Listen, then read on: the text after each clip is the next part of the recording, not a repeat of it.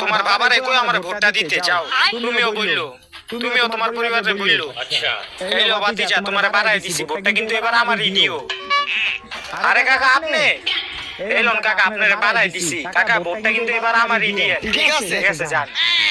কাকাই দিকে টাকা দা ভূত কিনতাছে, আমিও যাই কাকার কাছে গিয়ে টাকা চাই।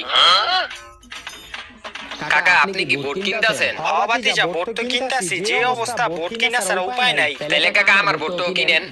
তোমার ভোট আমি কিনবো, কিন্তু বাবা তোমার তো দেখতে পোলাপাইন মনে হয়, তুমি কি ভোটার হইছো? কি কোন কাকা, আমি তো ভোটার হইছি, নালে কি আমি আপনার কাছে আইতাম? আর শুনেন কাকা, আমি আপনার এমডি ভোট দিতাম, আপনার থেকে আমি টাকা লইতাম না। আমার একটা রোগ আছে তো, এই কারণে ডাক্তার আমার কিছু দৈনিক পাতা খাইতে, আর এই পাতা আমার হিমালয় থেকে আনতে হয়, এর লেগে আপনার থেকে আমি ভোটের টাকা চাইছি। আরে ভাতিজা, তোমার কথা শুনে আমার অনেক খারাপ লাগতেছে, দাঁড়াও। লো ভাতিজা, তোমার আমি 5,000 টাকা দিলাম, তুমি যে পাতাটা খাও ওইটার থেকে আরো ভালো মানের পাতা কিনা খাইও। আর